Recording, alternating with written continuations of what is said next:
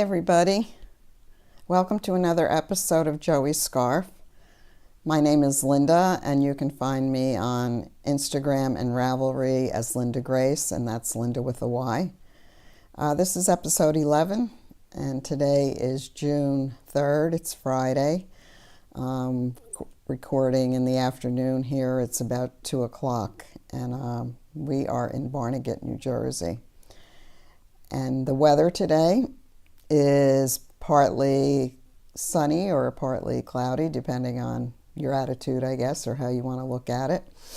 When the sun goes behind the clouds, it gets to be quite a little cool. It's very breezy, and the temperatures are probably in the only going to get to the low 70s. Here in the Northeast, we have not had our summer yet. It's been kind of dreary and rainy most of the spring. So I was very happy to see the sun come out today. This podcast is a knitting and crocheting and yarny podcast, all things to do with those things. And if you are a new viewer, welcome. And of course, welcome back to the people who come back to see me. I'm very happy about that. But if you are a new viewer, perhaps you don't know that the name of the podcast, Joey's Scarf, is in memory of my son Joe, who passed away from colon cancer 5 years ago. And he was 36 years old. I'm going to talk a little bit more about that later on. So since this is a knitting and crocheting podcast, I'm going to get started with finished objects, and all knitting this time. I have no crochet to show you. So here's my first finished object. First finished object is something that I'm really thrilled with. It's the first time I've knit something for Ross that I think he's actually going to wear, and he actually likes it, and probably it will give me the incentive to continue knitting for him. So, this is what I made for Ross. It's a pair of socks. I don't have a sock blocker for him. I'm going to have to get one. So these socks are made out of, I knit these with Knit Picks Felici, and it's 75% superwash merino and 25% nylon. And you know they come in 50-gram skeins, so you need to buy two. The color of this is, what is the color of this? Oh, okay, this is called Beyond the Wall. And I like the colors, and Ross liked the colors. And I like the way they came out, and they fit him perfectly. He did mention to me after he wore them for 2 days straight that he would like the leg just a little bit longer. So next pair, I'm going to make the leg a little bit longer. So this was quite an experiment for me. I didn't know about how to size for him because he has a wide foot, but he has thin ankles and calves. So I have been trying to learn how to do the fish lips kiss heel, if that's the right order of that. And I can't get through it. First of all, I print out the 16 pages of instruction, and I immediately got intimidated. But I decided, let me just take it step by step. And so I did get through the part of drawing the foot and having Ross stand on. I bought a placemat at dollar store, and I had him stand, and I traced his foot so I knew where the heel should go.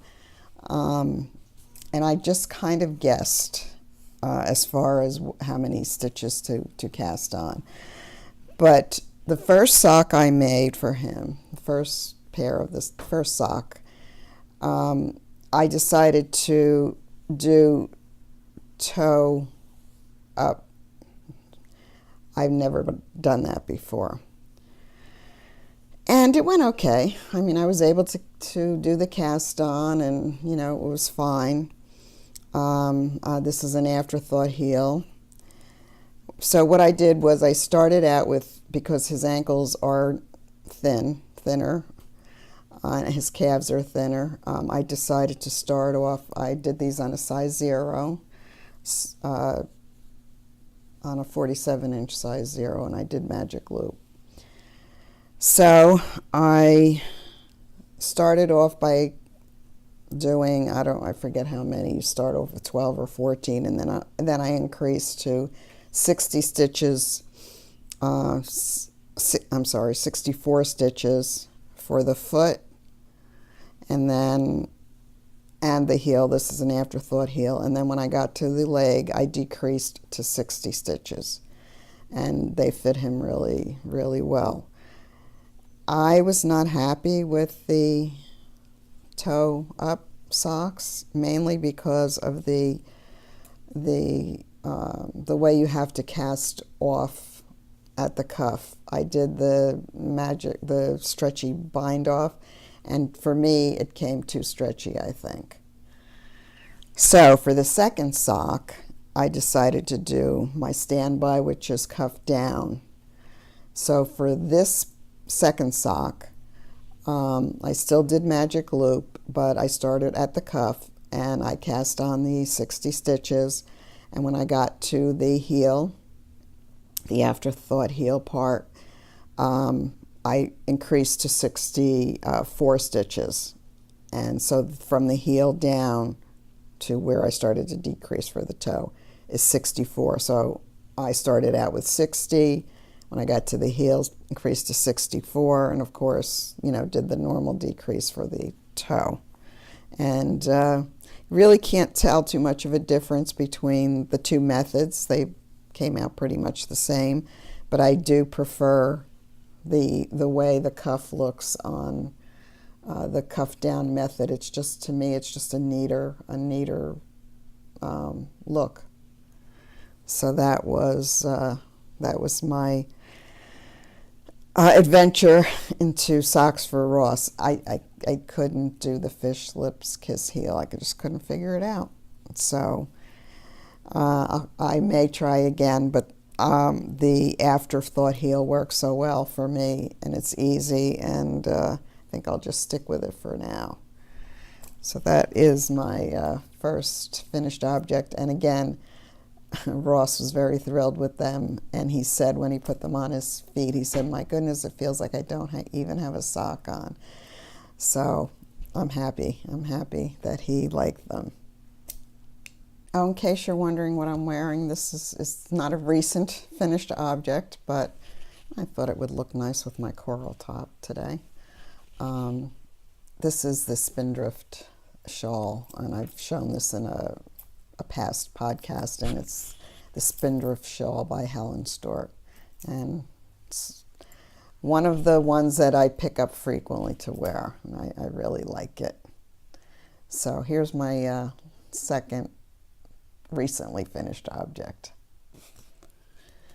So this is the sun hat I made, and the pattern that I used is called the Floppy Brimmed Sun Hat by Lisa Zingsheim, and I'll put that across the bottom of the page. I made it a little bigger, the brim a little bigger than what the pattern calls for. The yarn that I used is a cotton yarn, and it's 100% organic cotton made in Peru, and it's by Geller Yarns.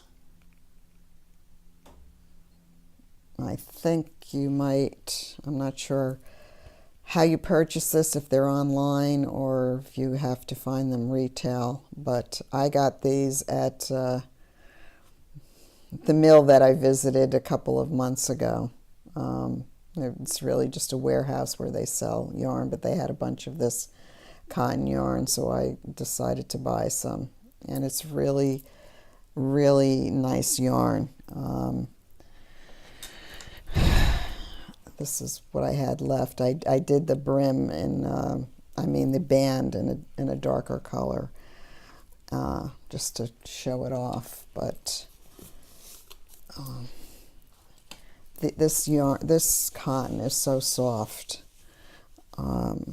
It just feels really nice. That's what it looks like on.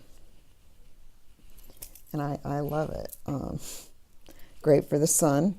It feels, I think I prefer it to like a straw hat or a baseball cap, because it just feels soft on my head, and it doesn't, I think it looks kind of fashionable, actually, or kind of cool. But I like it a lot, and the pattern's very, very easy, and it took me no time at all. I think I knit it in a day. But you start off with the ribbing for the band, and then you do the normal hat knit for a while, then do the decrease, and then pull it tight, and then you pick up on the bottom of the band for the brim, and you can make it as wide as you want. That's my summer hat for the beach. It's nice, huh? Okay, I have a third finished object, and it is a pair of socks. I got this yarn, this beautiful yarn. Isn't it pretty? This is from Yarn Cafe Creations, and it is on their fluffy sock base, which is 75% merino and 25% nylon, and it comes in a 100-gram skein, 437 yards. This is Christy from Yarn Cafe Creations, and this color is called Grandma's Treat Jar. And I have to say, this yarn is very, very soft and squishy, and I really like it. I started out, I was going to make a shawl with this, and I actually started the shawl. But I didn't feel like the colors weren't being shown off in the shawl, so I frogged the shawl and decided to go with socks instead. So that's what I did, and I'm glad I did, because it just, the socks, because of the tight knit, the fabric just showed up so much better than the shawl I was trying to make. And this is just a plain vanilla sock for me. These are for me. But I did something with these socks, and I feel really, really kind of silly, because I could not figure out what to do once I figured out what I did wrong. But I always knit my socks doing an afterthought heel. Just, I find it so much easier, or it is much easier for me. So when you do the afterthought heel, of course, you have to put in you knit in a piece of waste yarn at the point where you're going to put in the heel. And then when you're ready, when the sock is done from the cuff down, and you take it off, you do your Kitchener stitch, and the whole sock is done, and now it's time to do the heel. You pick up the stitches above and below the waist yarn, take out the waist yarn, which opens up the heel part for the heel, and you put in the heel. You start knitting the heel, and that's fine. The thing is, you put the waist yarn in just on one side where the heel is going to be, which that's what I did with this sock. It came out very nice, and actually not too bad in where the heels meet. Kind of no holes there. Then the second sock, I must have been tired or distracted watching TV, because instead of just putting why do I keep having trouble with this, waist yarn in just one half of the stitches, I put the waist yarn all the way around. And I didn't notice it until the sock was done. And I said, okay, I'm going to put the heel in, and I'm looking, and I'm thinking, well, and I looked and I realized what I did. This waist yarn went all the way around, and I didn't know what to do. So the only thing I could figure to do was just pick up the stitches, a number of stitches that would be for the heel, and do the heel, but I had to leave the waist yarn in because I had no clue what else to do. If you can help me with that one, and has it ever happened to you, and what do you do? So this sock has an orange stripe in it, which is the way it's going to have to be. Otherwise, this yarn is very scrumptious. It knit up so nice, and it's so soft, and I really like Yarn Cafe Creations yarn. And that's my story with these socks. I don't know. Well, I could always say, well, this is how you tell the right from the left sock.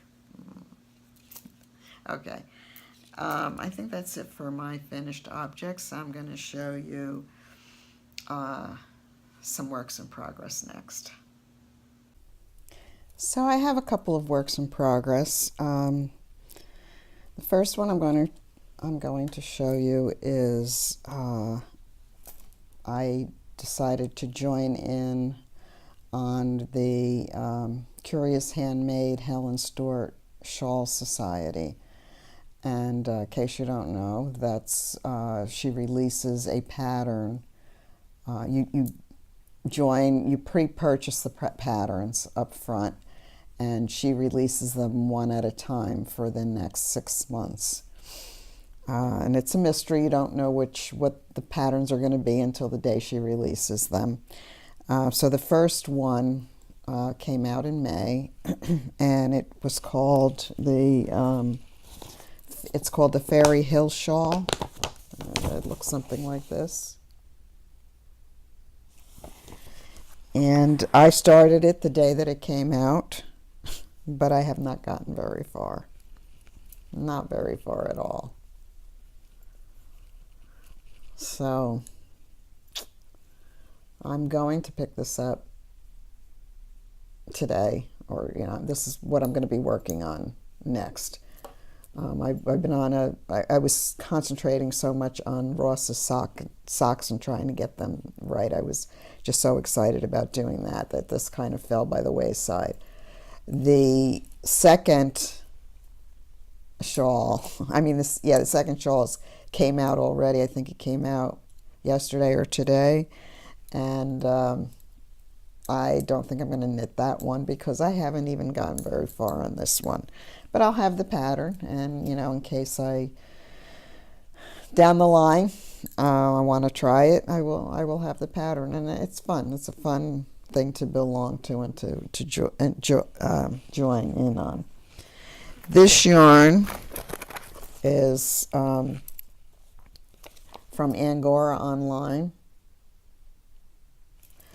and it's 75% merino, 20% nylon, and 5% stellina.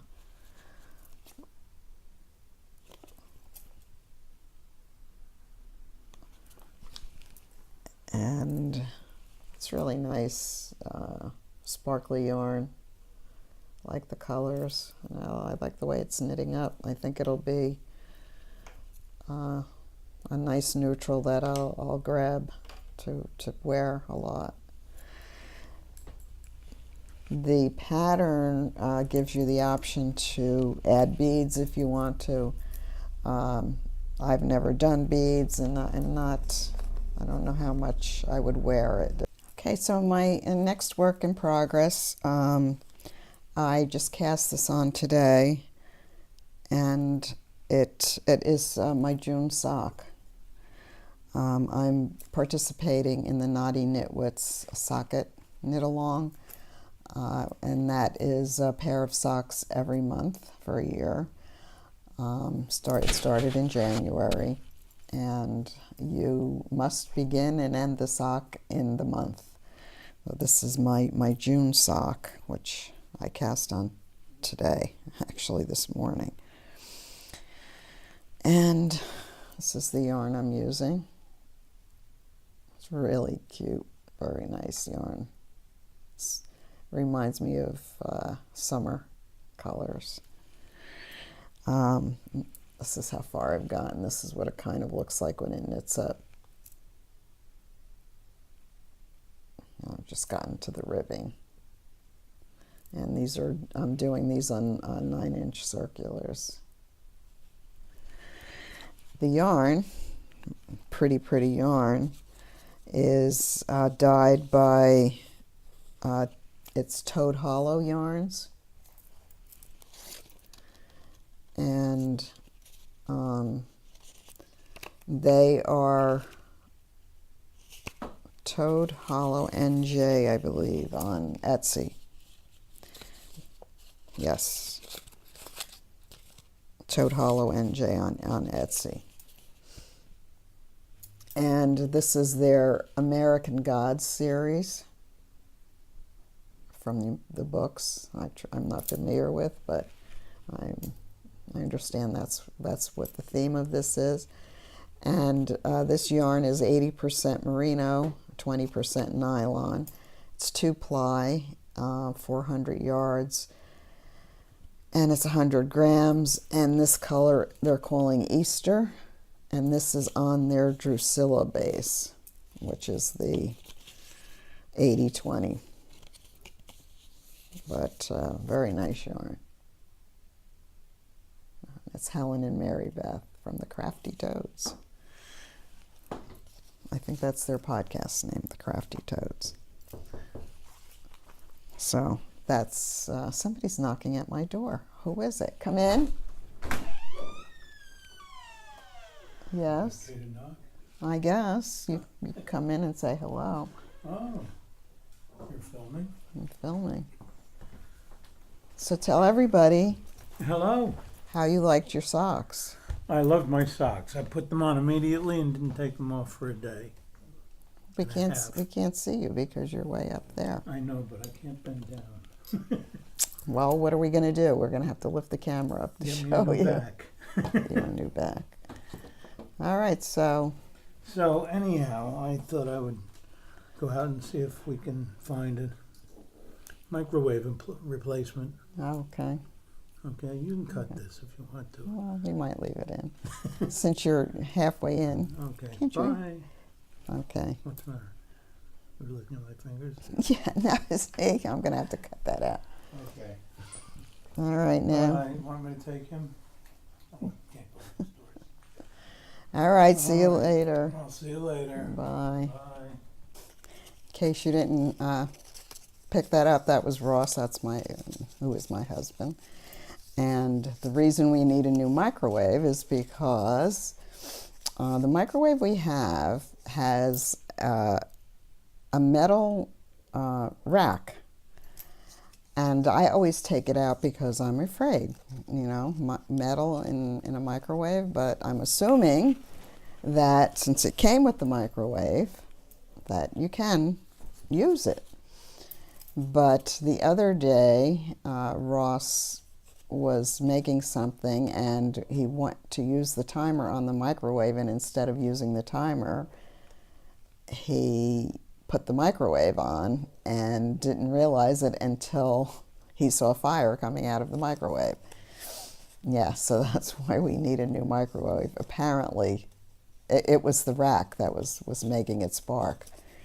And now the microwave is all black inside, and there was shreds of something coming out of there. So yeah, we need a new microwave. So that's that story. Oh, and in case you hear moaning and groaning, that's my little Rico, who's going to be 16 years old in a couple of weeks. And he just has such a hard time finding a comfortable position. So he's settled in now. Okay. So those were the two works in progress: the June sock and the shawl, the Fairy Hill shawl. Though that's what I'm working on. I do have something that I'm planning to work on, and I'm probably going to cast this on because now I'm all thrilled about making socks for Ross. So when we went to the Maryland Sheep and Wool Festival, Miss Babs had a booth. And I'm sure you're all familiar with Miss Babs yarn, and it's a very nice yarn, but you could not get into the booth. I waited in line. I have to admit, I did wait in line. I wanted to get in and see. You know, I have purchased her yarn before, and I really do like it. So I wanted to see what she had brought to the festival. But, of course, these booths are so tiny. There was a woman standing outside of the booth, only letting like 3 or 4 people into the booth at a time, and the line was quite long. So by the time I got into the booth, it was too squishy and pushy, and I just said, you know what, I can go online and look and see. I know what her yarn feels like. I'm not going to be able to really browse the way I wanted to. And actually, Miss Babs was there herself, and she was out there talking to everybody. But so when I got home, a couple of days later, I figured, let me go online and see. I felt like I had missed out because I was there. I could have purchased it. Well, I lucked out because she was having a sale, and I believe she was offering free shipping too. And so I did get a couple of skeins of yarn. But I asked Ross to pick out some yarn for his next pair of socks. And this is what he picked out. So this is going to be for the heels, the cuffs, heels, and toes, and this is going to be his sock. I can't wait to cast this on.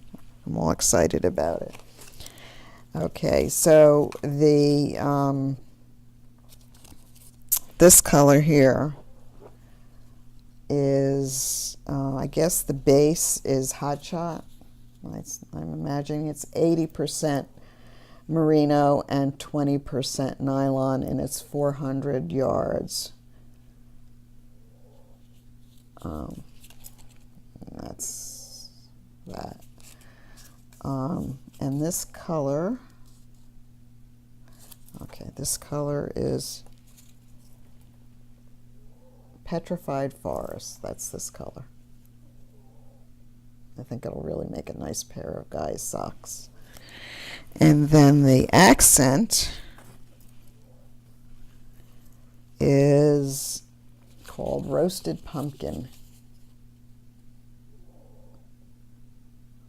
And these are Hot Shot Toes. That's what these are called. But I lucked out because these were on sale and she was offering free shipping. So, Rico's moaning over there. So that's what I have planned. I want to talk a little bit about the group, our Ravelry group, and it's called Joey Scarf, naturally. And we are doing a make-along. So the name of it is Joey's Scarf Cozy Make-Along. And it is running until August, the end of August. And the the theme, I guess you could say, is to make something cozy. Tea cozy, a cozy shawl, triangle shawl, or really any kind of shawl. I don't really care. Or cozy slippers or footsies. So we have a nice little group joining us, and the tea cozies, the couple of the tea cozies were just so adorable. And two ladies have finished, Yvonne, I believe, and Jan have finished shawls, which are just gorgeous. And please go and check them out because they really did a nice job. I, on the other hand, I did finish my tea cozy, and I liked the way it came out, and I talked about that in the last episode. And my intention was to use this Yarn Cafe Creations. That's the shawl I started. So I'm back to square one, trying to decide what shawl I'm going to make, and but I am going to definitely make a shawl. So I've done the tea cozy, and I'm going to make the shawl, and I am going to make these slippers. So that's where we stand with that. So those of you who are familiar with my podcast know that I take some time at the end of the podcast to, I set aside some time for Joe. And I feel as though he's with me in spirit with this podcast. He would never, ever appear on camera. Joe is very shy. But with Father's Day coming up, it's again another difficult time for my daughter-in-law, for Anne, and for my grandson, Domani. Father's Day is not easy for them. But Joe was an interesting person. He was quite an individual. I want to say he beat to the sound of his own drummer. That's who he was. And he, as I've mentioned before, he was very quiet, and but he knew what he wanted and usually did follow his path, I guess you could say. He was very smart, and when he graduated college, he landed a job at the company where I was also working, which was, we worked for Dow Jones and Company. We worked for the Wall Street Journal part of it. Now, neither one of us were involved in anything having to do with the newspaper, but we were both in the computer end of the computer support part of the company. And so Joe started in the print room, which is equivalent, it was an entry-level position, and it would be equivalent to starting, say, in the mail room. But he worked in the printing room, and the computer, he took care of the computers that did the printing and all of that stuff. And he worked there for about a year, and a position in my group opened up, and he applied for that, and he got the job. His boss highly recommended him for that promotion. And I remember talking to Joe and saying to him, Joe, you know why you got this job, don't you? And I think he half expected me to say why, because you're my mother and you were working here. But no, that's not what I said. What I said was the truth, and the truth was, he got the job because he was really a diligent worker and very smart, and really deserved the promotion. I was very proud of him, and I was very proud to have him working almost side by side with me. Not really. He worked in a different section, but I was able to see him every day, and that was really nice. As I said, Joe followed his own path, and one of the things that Joe always wanted to do was live in Princeton. in Princeton, New Jersey, which is the home of the Princeton College, Princeton University.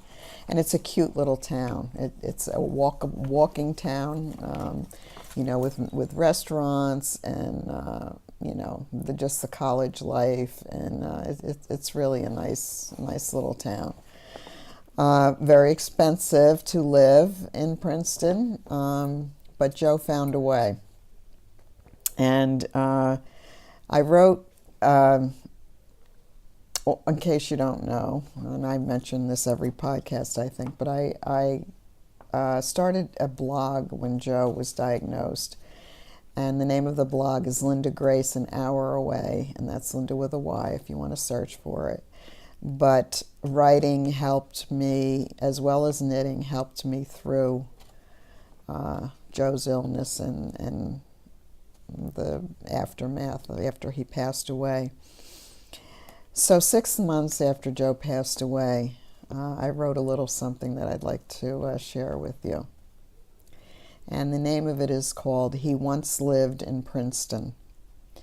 At one time, my son Joe and my daughter Jennifer worked for the same company, and in fact their cubicles were also near each other. 2 years ago, Jen was caught in a downsizing frenzy, and she was laid off. Joe, though, continued to work at the company right up until a few months before he passed away. About a month ago, my daughter was called back to work in a temporary position for that same company. And remember, this is 6 months after. This was in June of 2012. I asked her what it felt like to go back to work at that company knowing that Joe wouldn't be there. She told me that since she was in a different location this time, it wasn't as hard as it might have otherwise been. One of her tasks is to make changes to a company database. Oddly enough, Joe used to maintain the same database. Therefore, there are many times that Jen will make a change and see that the last person to update that particular record was Joe. Once Jen makes her change, Joe's name goes away and is replaced by Jen's name. She told me that was a little difficult.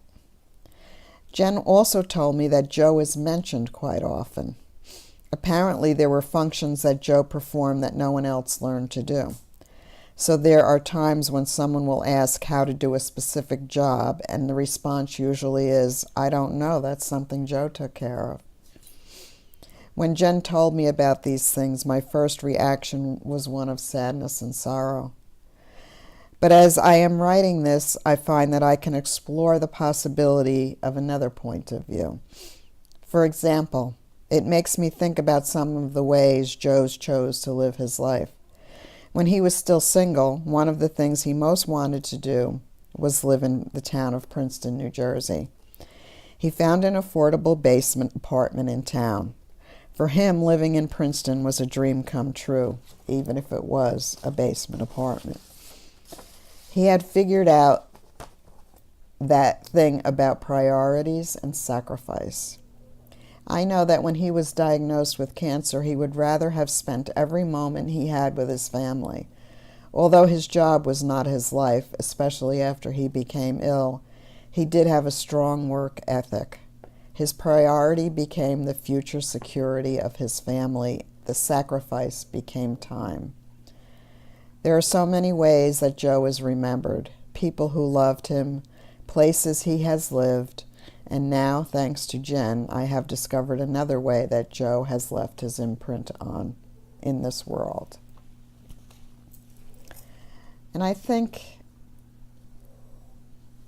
I don't know if you realize, I don't think I realize how much or how many people we affect, those who we come in contact with, even if it's on a casual basis. We leave our imprint. We leave our imprint. I was very moved by the number of people that came up to me after Joe passed away and told me about how much they enjoyed working with Joe, or he was a good buddy of theirs forever, that kind of thing. So I guess I learned a little lesson from that. And as I said, I never really realized. I'm quite a bit of an introvert, and not very good in a crowd. But when I think about it, about all of the people that I have come into contact with or have become friendly with, and neighbors and friends, and it's just kind of amazing, really, and something to think about when you meet somebody new. I want to thank everyone. I had a little incident a week ago today, actually, where I wound up in the emergency room, and I posted a little something on Instagram about it because I thought it was kind of amusing that I was in the emergency room, and I had my knitting with me, and I was sitting there knitting. But I just want to thank everybody who reached out to me and expressed their concern and wished me well.